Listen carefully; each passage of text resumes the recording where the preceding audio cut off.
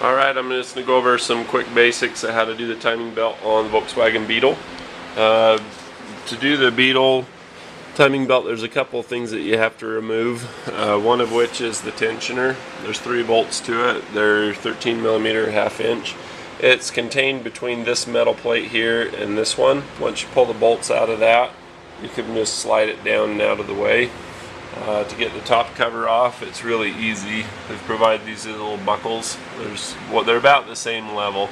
This is the backside one. It's down about 1.5 inches. This one's just about 1 inch. They're pretty easy.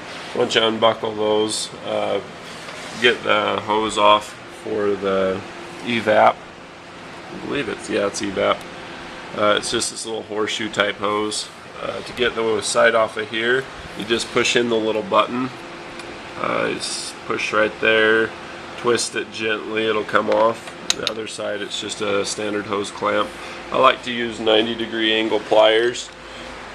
I'll just grab onto the clamp sideways like that, slide it down, you're good to go.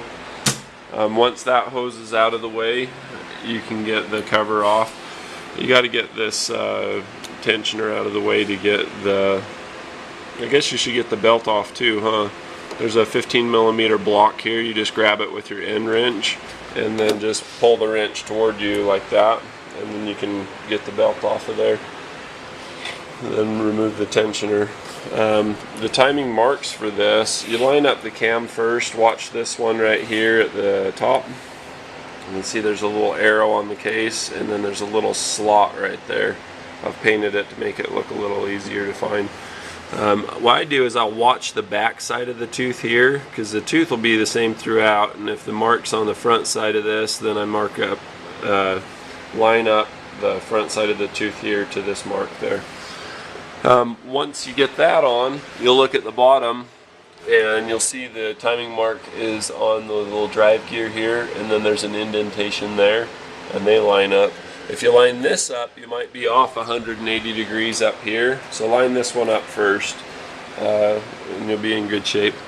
Now the motor mount is the tricky thing about this one. You want to support the motor from underneath and then pull out the 2 bolts there's one right here and one here. Obviously they're not there now. This is the motor mount, and then there's a bolt on the back side here, a little 13mm. These I believe are 18, these big fat suckers that go into here, and then there's the 2 here. So you got 5 total to get that out of there.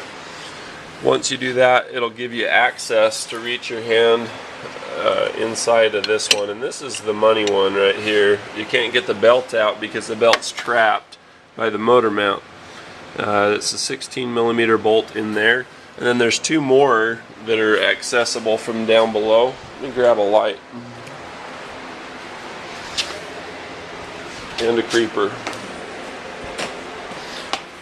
Give you a little closer look at the timing marks there. So that's your timing mark. This is your water pump. That's where it's located. It's on the front side there. You can see a bolt sticking out for the motor mount, the one that I was just describing. You can see how the timing belt goes around the motor mount. And then there's 2 more bolts back here. You can see the one that's up there. You can see just the head of it sticking out, and then there's this one here, also 16mm. You got to loosen those so that you can jockey the motor mount bracket out of the way of the belt to get the old belt off and the new one on. Look how loose this belt was. Like when I wiggle that with my finger, I mean, it's pretty worn down. It's got 116,000 miles on it. Now the way that you actuate the tensioner on this one, there's so many different kinds of tensioners. This one, it's got a funky tool that you have to have, a little spanner. And you see that there's a little, see the little green thing right there? There's a hole here and a hole there, and then you've got the 13mm nut or 12mm nut. I think it's 13. It's been a while since I've done one of these. And also I didn't cover the lower cover. The lower cover, as you can see right here, you've just got a couple bolts. My pointer's not working now. Come on, little pointer. Whatever. So here's the bolts. There's 4 in the bottom and then 1 up here, and then it's got a snag up on the top here. It's just a little hook, so you want to just get all the rest of the bolts out first, and then you push the whole cover up and then off. And then as far as the harmonic balancer goes, it's just got 5mm or 6mm, excuse me, Allen bolts that hold it on. The middle one you just leave on. See how it's still intact there? So what else do you want to know? When you raise and lower the motor, it makes these easier or harder to get to. So you'll be raising it up and down a little bit as you go to get those out. The main thing is just getting this bracket to where it'll move. So where I'm at now, I'll just loosen this bolt, and then I'll use the tool to push it out of the way, and then I'll retighten the bolt to make this tensioner move out of the way for me. And then once it's out of the way, the belt will be loose. I'll slip it off. I'll take out the little bolts here. You can use the 10mm, or you can use an Allen, 6mm Allen. I'll pull that out, and then once you've got the bolts out of it, there's a little tab right here. Wish I had my pointer. That pointer was nice to have. It keeps my hand clean. But you just put a little pry bar underneath of that tab and pry, and it'll pop the water pump out. Usually what I'll do is I'll put a pan underneath it here to drain the cooling system. I've got a pretty good setup. It's very clean. You look at the lower radiator hose, there's a little spout here, and then there's a knob. You can't see it real well. Let's see. Got a little knob here. You loosen it counterclockwise on the knob and then pull it out. Once you pull it out, it'll start to drain. You just put a drain pan under there. You will still get some spill when you pull the water pumps that have a pan under it and ready to go. Put your new water pump in, string your belt, have all of the slack on this side. You want these to be tight from the cam all the way around the water pump or around the gear here. Line up your timing marks, make sure that they're on. These aren't exactly on because there's so much slack in the belt. This thing was definitely due. On the top part here, what I like to use some office paper clips that are the big fat sheet metal kind, and I'll take one of these. I'll use 2 of them. Get rid of the laser, it's not working. And I'll just clamp it on there so I have everything lined. Well, there's nothing to line up here other than that timing mark right there.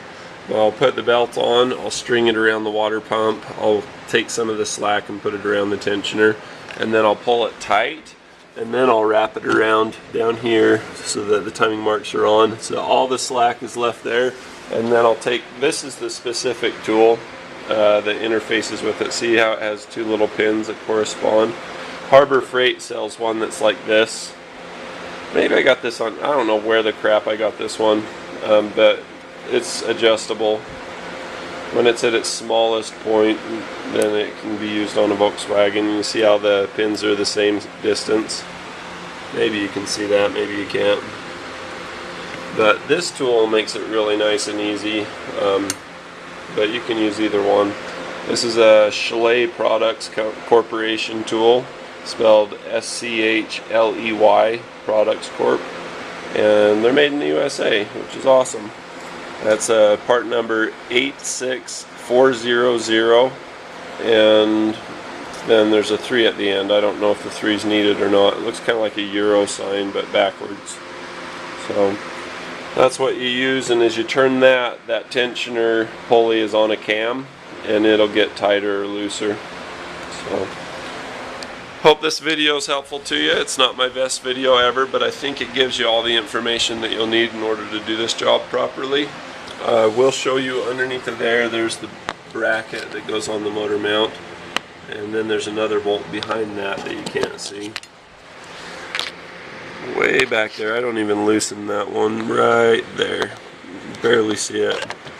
What if I just put the light down there? See how much hassle it is to film some of these things? It's a pain. Anyway, this is the little bolt that I'm talking about that goes into that metal bracket that snags that motor mount back there. So the biggest 2 bolts, they go in here. The next bit, that's these. The next 2 biggest bolts just go in there.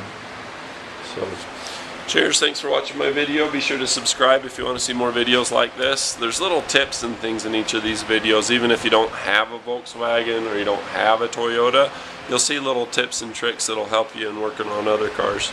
or if you're a mechanic and you're just studying and learning, you know, it's a great idea to subscribe and review some of these. You can learn a lot in a shorter period of time. Now, there's one more thing that I'd like you to take notice of. I want to throw somebody under the bus tire on this one. When you look down at the water pump, let's see if I can get this laser to go. This is the water pump pulley. This is the bolt that's at the highest point on the water pump. There's a black bracket that is secured on with the bolt.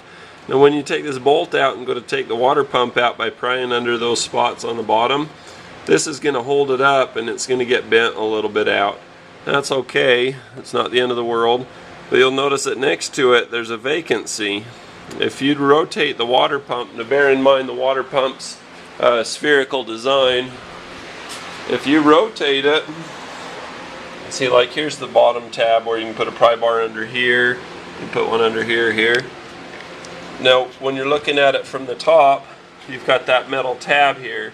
Now once you take all three bolts out, 1, 2, 3, and pull it out from the bottom by this tab and this tab, after that you can grab it by this part here. It's for the timing cover for a bolt to hold in.